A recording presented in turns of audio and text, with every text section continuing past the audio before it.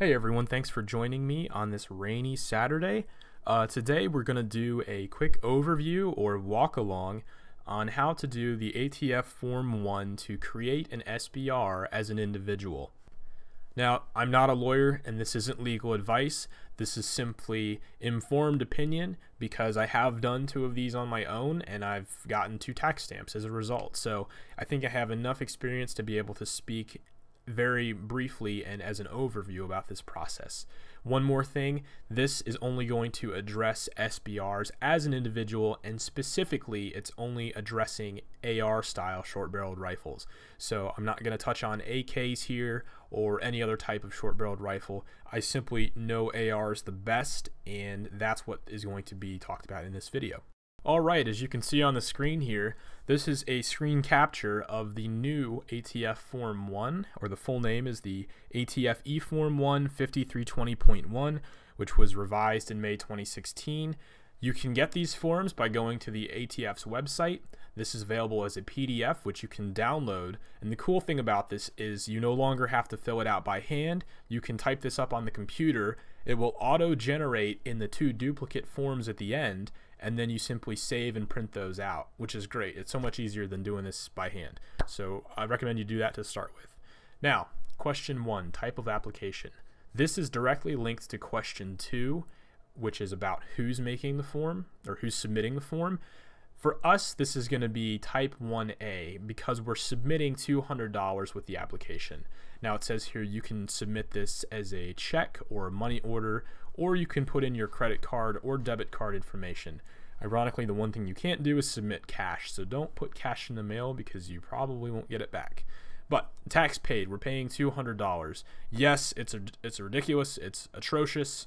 It's unconstitutional. Yes, it's all of those things, but that's not in the scope of this video. This is simply how to submit the Form 1. So 1A, and then following that, we're going to check individual in question 2.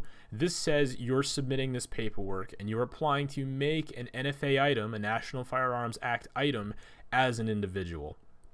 Now question 3, I've always left 3A blank. I've never had the need to fill that out.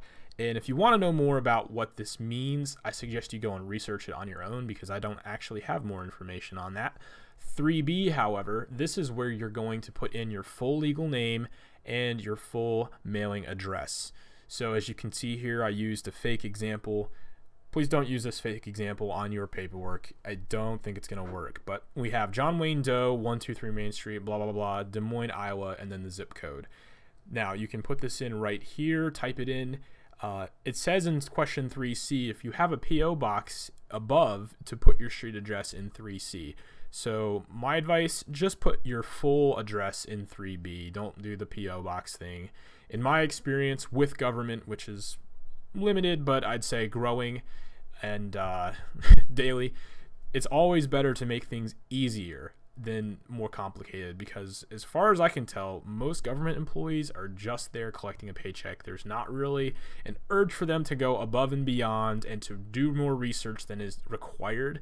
So that means you as the consumer or as the individual need to provide as much information as possible so that it's beyond any questions, so that any agent or government employee could trip up on this. So fill this out as much as you can. I'm one of those guys that when I fill these things out, I fill it out to the point of nausea because I want it to be so abundantly clear what my intention is that there can be no questions asked.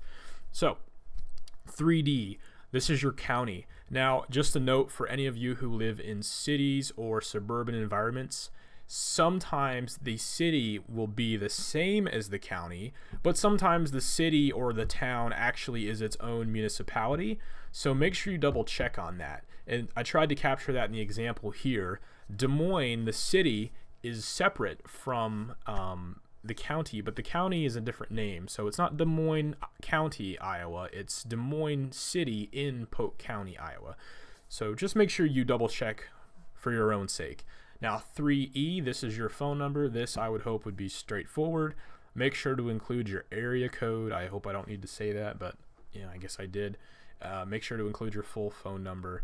And then 3F is your email address, and I do suggest you put your email address because if there are questions, the ATF is probably going to contact you by email as opposed to by phone, or they'll contact you by email first. And I can say that from personal experience. I was contacted one time for a question on my first Form 1, and they contacted me at my personal email. I got back to them right away, and then the agent said she'd take care of something and then send it out the next day or very soon after. So I recommend putting your email address in there. All right, moving on. Question 4.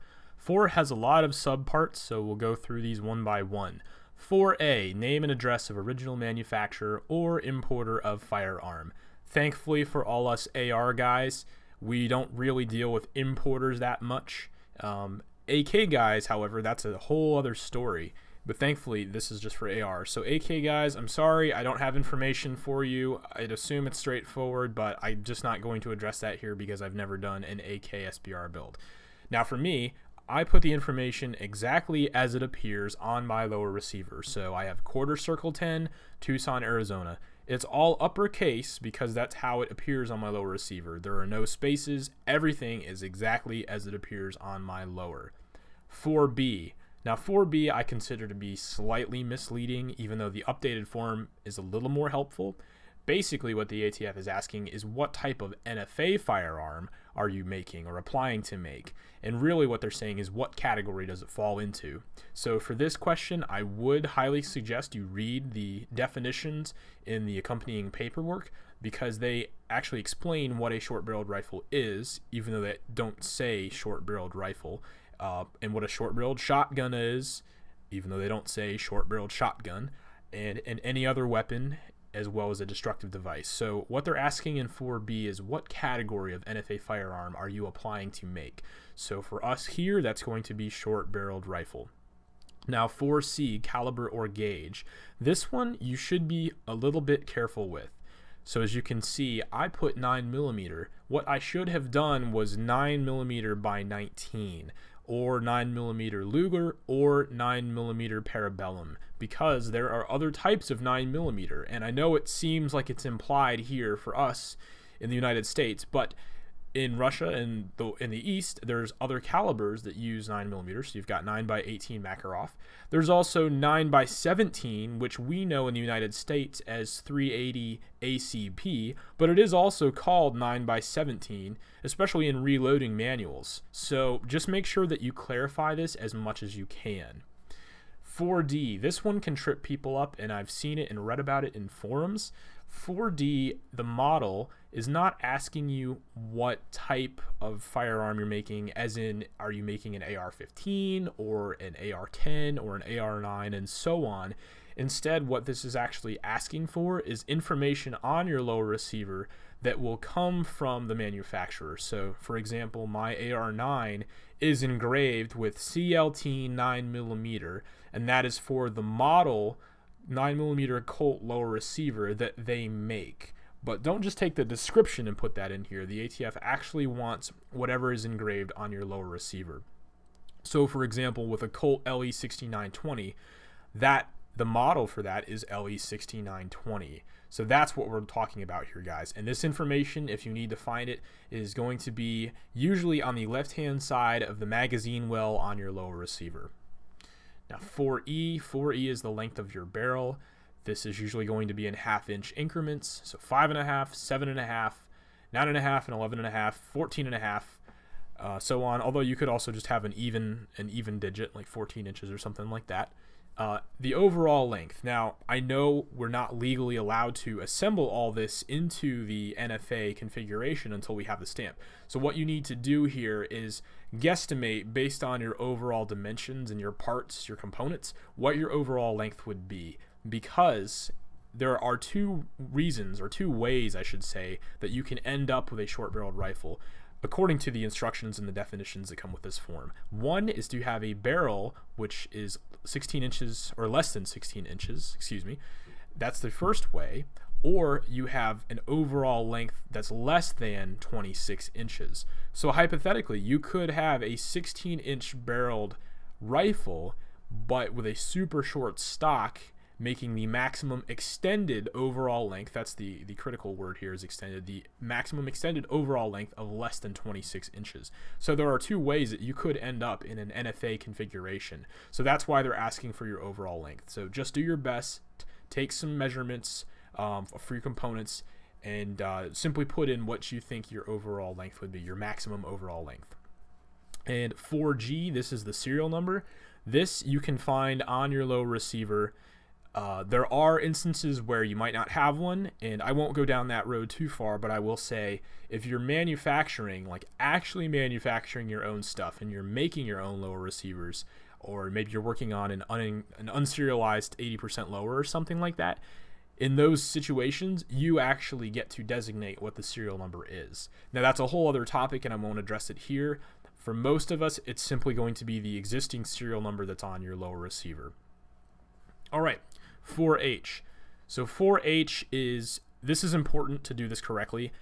This is information that you will then need to get engraved on the lower receiver once you have your tax stamp, or while you're waiting for your tax stamp. So this is, you're going to need to put your name, city, and state, and that's coming from the instructions, name, city, and state.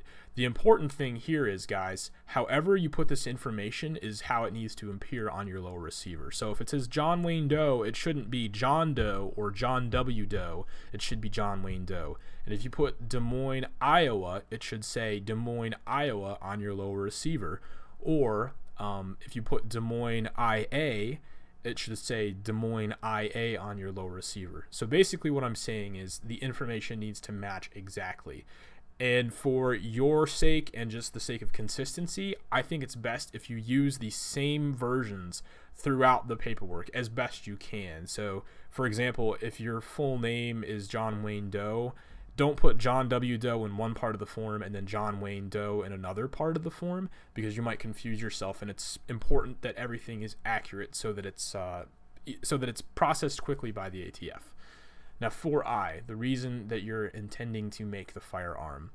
I've seen a couple different things here. I've seen collection in all lawful purposes, which I believe is what I actually put on my first Form 1. I've seen just collection, and I've seen all lawful purposes. The simple answer, just put all lawful purposes, and you'll be just fine if you're putting all lawful purposes. Now, 4J only applies to destructive devices, so we don't put anything in here, so just leave it blank.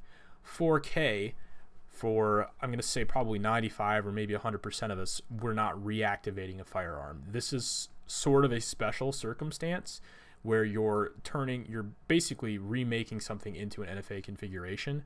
If you want to know more, please read the definition and then do some research on the web. So that's question 4, guys. I know it's kind of a lot of information, but what it boils down to is just a few lines of text, and that's it. Just make sure you put the right information in there, especially the serial number. That needs to be exact. You don't want the wrong serial number, because if you get a tax stamp back for one serial number and it doesn't match the one that you've got, then that's no bueno. Okay. All right, question 5. We're almost done with the first page, guys, so bear with me. Question 5, applicant's federal firearms license. Now, for most of us that do not have FFLs, we leave this whole thing blank. So leave 5 blank. I'm going to go ahead and say if you do have an FFL, you would just put your information in here. 6A, SOT, there is more information in the definitions. I also am just going to leave this blank, and I think that probably will not apply to most of us. Now, 7 and 8 and 9, these are important. So 7, you leave 7 blank because you're going to print this out and you're going to print this out and sign in ink in number 7. But number 8 and 9 you can fill out on the computer. So number 8 is the name and title of the authorized official. So I know the title sounds a little bit odd. Basically, you put your full legal name as you've put it elsewhere in the form, and your official title in the eyes of the ATF for the purposes of this form and this application is maker. So if you want to know more about that, go read the instructions, but the ATF says if you're applying to do this and you're submitting this form and you are the one who's intending to make it, then your title officially here is maker. So that's what that is. And then 9 is the date. So the date that you put in here needs to be the date that you sign. And I know sometimes some of us like to sort of predate things like on the computer for paperwork. It's like maybe a Tuesday night and you're filling something out that you're going to drop in the mail on Wednesday. that's fine. Just make sure that the date you put does not conflict with the date that you put something in the mail. So if you predate it by 1 day, just make sure that your date doesn't conflict with the posted date on the mail. That's all I've got to say there. So that's 7, 8, and 9, real easy. Then the rest of the page 1 is just for ATF use. So when you get this back, this will all be filled in by an agent, but you don't have to fill anything out here. So guys, that's the end of the first page. There's really not that much to it, and there's not a whole lot of information on the next 2 pages. So I'm going to skip on to the next page here, and we'll continue. All right, page 2, number 10, law enforcement notification. Now, as I mentioned earlier in the video, these are the updated forms. Previously, when you were doing a Form 1, you needed to also get a sign-off from your chief local law enforcement officer. So for most of us, that would be the sheriff of your sheriff's department, or maybe the chief of police for your district or whatever. We no longer need to do that as individuals, which is really nice. The one thing we still do need to do is to provide a completed version of the form to your law enforcement folks. So what that means is when we're all said and done, you're going to have 3 copies of this form. You'll have 2 with pictures and fingerprint cards that go to the ATF, and then you'll have a completed version with the picture, and I need to double check, but I don't think you need the fingerprint card, and that you just submit to your local law enforcement, and you can mail that in, or you can literally carry it in and drop it off. And there's nothing else required of you at that point. They're simply going to do a background check on you locally, and if anything comes up that flags you, they'll notify the ATF. But if there's nothing that comes up and there's nothing to flag you, then they don't notify the ATF or anything. It goes in their records, and your process continues separately with the ATF. So here we've got agency or department name. As an example, I've filled out Des Moines Police Department. You put in the name and title of the official, so the senior official. So this would be like if it's a city, it could even be a commissioner of police, but chief of police or sheriff. So put their full name. So if the full name was I don't know, Doc Holliday or something, Doc Holliday, sheriff. Don't use that example. All right, and then the address is just the address of the local law enforcement. So the headquarters, mine here happens to be a P.O. box, which is fine. That does not matter for them. P.O. boxes are only kind of an issue for the individual when they're submitting their forms. So that is section 10. Now I'm going to skip on to section 11. All right, number 11. Number 11 is the maker's questions. These are very similar to the kinds of questions that you fill out and answer on the paperwork to do a background check when you go and buy a firearm or lower receiver from a dealer or FFL. So these are going to be familiar to most of us, probably all of us. And because of that, I don't feel the need to go through and explain all of them in detail. They're straightforward questions. You read them and answer yes or no. If you answer yes to any of them, you're going to have to explain on another piece of paper why you answered yes and what your situation is. Number 12 is the photograph. This is where you put your passport picture. You can get this done at pretty much any pharmacy, so CVS and Rite Aid, they can usually do them right there for you. It takes about 10 minutes. It costs $12 or $13. It's not too bad. You're going to need 3 copies of this form, which means you will also need 3 photographs, 3 passport photographs, and you will also need 3 of the FBI fingerprint cards. And I should mention, just for clarification, if you answer yes to anything in question 11, you're going to need 3 copies of those answers as well. So everything you do should be in triplicate. You should have 2 copies for the ATF. They'll keep 1 and they'll send 1 back to you, regardless of whether you're approved or disapproved. Then 1 copy goes to your law enforcement officer. They'll use that. They'll run a background check on you. If anything comes up, they'll notify the ATF, but otherwise they'll just keep it for their records. And so 3 copies of everything total, guys. All right, question 13 and question 14. Guys, I'm going to be honest. I have never had to deal with these questions as anything other than a U.S. citizen, because that's what I am. So I can't really speak to this if you're anything other than a U.S. citizen. So if you're here illegally, I don't really know why you'd be filling this out. If you're here as a lawful permanent resident or a green card holder, I can understand why you'd be filling this out. I don't know if you're going to get approved. That's not a situation I'm aware of. Like, I don't know anyone personally who is an LPR and has applied to get stuff like this. so like ARs and AKs and stuff like that. So I don't honestly know if you're going to get approved or how that process works, but you fill out the questions this the same as you would with number 11. And then in 14, you put your alien number if you have one. Again, I have never dealt with that situation, and I don't know anyone who has. So if you are someone that's done that and this situation applies to you, or you've answered yes to any of those questions, and you have been approved for an NFA item, I would like to hear about it. I'd like to hear about it in the comments. So if that applies to you, tell us about your situation in the comments. Never heard of it before, and I'd be interested to learn more. All right, so now we're at the bottom of page 2. This is just like the bottom of page 1. You're going to sign in ink, but you can date this on the computer, so you can fill the date in now. Just make sure you sign in ink. And then as before, make sure the date that you sign doesn't conflict with the date that's in the mail. Okay, so make sure the date you sign isn't after the day that you dropped it in the mail, because that's going to look funny to the ATF. So that is the end of page 2, guys. Really pretty straightforward compared to page 1. It's just a questionnaire basically. And now we're going to move on to page 3, and then we'll be almost done. Number 15, number of responsible persons. Guys, numbers 15 and 16 do not apply to people who are submitting this as individuals.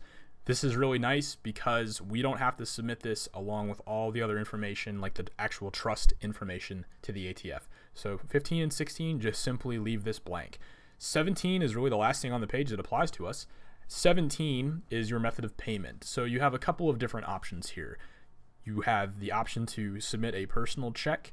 You can also do a cashier's check or money order. And then you have the option to do credit or debit card payment. You, again, as I said at the beginning of the video, the one thing you can't do is submit cash. So do not submit cash. So for personal checks, if anyone still writes personal checks, which I'm sure some of you still do, but you simply check that box and then you make sure to include your check with the payment. The form of payment that I have done is cashier's check. I think this is probably the easiest. You just go to the post office and you get a $200 cashier's check. And you would make that out to the address, the name and address on the face of page 1 at the top. So the right under where it says ATF control number. So National Firearms Act Branch, Bureau of Alcohol, Tobacco, blah, blah, blah, Atlanta, Georgia, which is the new address. That's your second option. Now, if you are doing plastic, you have a couple of different options here for whichever card it is. So Visa, MasterCard, Amex, and Discover, and Diners Club. If you're doing it as a credit or debit card, you're simply going to fill this out like you would any other mail order back when people still did mail orders. So fill that out and put all that information in there. And then, let me go to the bottom here. You have 2 sections that you're going to need to print. Well, one print, one sign in ink. So it says here, I authorize ATF to charge my credit debit card the above amount. That you would just print your full name and then the total amount, which you can enter on the computer. And then the other area that you need to do by hand is the signature of the card holder and the date. So as with all the other dates, you can enter that here on the computer now, but make sure you fill both of those out when you print the paperwork out. So print the first line, I authorize ATF, and then sign the second line, signature of card holder. And that is the end of 17, and that is also the end of the paperwork, guys. So that covers everything. Hopefully this has been pretty straightforward, and you can see that although you need to get some information from your receiver and your parts, and you may need to you know, get serial numbers and stuff like that, there's really not that much that goes into doing this process. So even first time submitting a Form 1, if you just take an hour and sit down undistracted, you can have it all done, printed out, and pretty much ready to go within an hour, which is not bad at all. So it's not hard to do, guys, and I really hope that this walk along or this overview video inspires some of you to go out there and submit your Form 1s for your first NFA item. I really hope it does, guys. Finally, just a few closing thoughts on logistics and submission. When you complete this paperwork, you're going to have 3 total copies. And if you have any additional paperwork, such as answers to those questions on page 2, the maker's questions in number 11, if you have answers to those, for if you said yes to any of those, you would also need 3 copies of that as well. So in total, you'll have 2 completed forms to go to the ATF and 1 completed form that goes to your local law enforcement. The completed forms will have all this information. Make sure you sign at the bottom of all the pages where it's required, and make sure you sign in ink, and make sure the dates are correct. Make sure all the information matches, like your names, your signatures, and your dates. They all match. The completed forms are all going to have a passport photo affixed in item 12 or number 12 on page 2. My recommendation is just simply tape that to number 12. And all of the completed forms are going to have an accompanying FBI fingerprint card. Now, the card that I have when my dealers gave me some extra cards when I was there getting some suppressors or purchasing suppressors it's the FD-258. So I have a picture here up on screen of what these look like. It's not the greatest picture, and honestly, I couldn't find a picture with the information filled out as it goes to the ATF. So I probably will do an additional video in the future when I do my next NFA submission. I'll see if I can get a copy of one of the fingerprint cards so that I can walk you through here. But what I can say right now is, looking at this picture in number 22, which it might be kind of hard to read here, but it says reason fingerprinted. My dealers, they filled this out with NFA purchase, so they stamped it with NFA purchase, and that's what you should put in there. If your law enforcement folks have never done this before, which I'd be surprised if they had never done it before, but some of them may have not done it recently, you may need to kind of walk them through this. And in that situation, I would recommend researching a little bit more on the ATF website in terms of how to exactly fill out the FBI card. But honestly, someone at the law enforcement office should know how to do this. And then just make sure that you have the new address for the ATF. The old address was a Martinsburg, West Virginia address. The new address for the ATF for this process is in Georgia, and that's actually where you're also going to submit everything to. So I will read that off to you real quick. That's on page 1 here. We're back on page 1. It says, right under ATF control number, to National Firearms Act Branch, Bureau of Alcohol, Tobacco, Firearms, and Explosives, P.O. Box 530298, Atlanta, Georgia 30353-0298. That is the new address that you're going to mail your paperwork to, and that is the address that should probably also be on the fingerprint cards that you do with your sheriff or your police department. So that and that's not just coming from me, guys. That's actually what it says in the instructions in the submission section. It just says submit in duplicate to the address on the front of the form. So that's the new address. I know the old address was a West Virginia address, so that has changed. So all in all, guys, like I said, this wasn't really an instructional video or a how-to so much as it was a walk-along and kind of an overview of the process. And I just wanted you to see how easy it is to do this paperwork. It's not difficult at all, and honestly, you can do this on your own in less than an hour's time. And then you'll need to go get your fingerprints and your passport photos and your money order. Make sure to include that. That also goes to the ATF. But really, there is not that much to it. And once you've done this and submitted it, then it's just a waiting game. So once you've submitted it, you're in the pipeline. Who knows where in the pipeline you are, but you're in the pipeline, and then you're just waiting. So guys, that's how you do a Form 1 to create a short-barreled rifle as an individual. It is not hard at all to do. And finally, once you have your tax stamp, or while you're waiting, make sure that you go to an engraver, which sometimes your class 3 dealers can also do this for you. And on page 1 in item 4H, additional description, this is what you need to get engraved on your lower receiver. They'll probably just put it on your magazine well, although sometimes they can put it up inside your mag well so that your personal information is not just hanging out there for everyone to see. But just make sure that you get this additional description engraved exactly as it appears on the form, engraved on your lower receiver. That's the last process, or the last step in the process that you need to do once you've got your tax stamp back before you have a legal short-barreled rifle. And then once that's done, you're good to go. File away your original paperwork that will come back to you. File that away because that has the tax stamp on it, but make a ton of copies of it, color copies if you want, and just make sure to have one of those on hand with you whenever you're out at a range or someplace.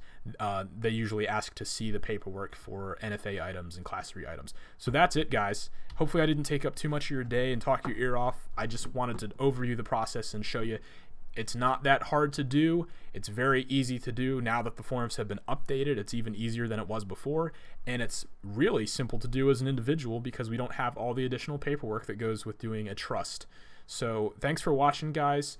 I appreciate comments and feedback. I appreciate all the new subscribers, and I will see you all in the next video.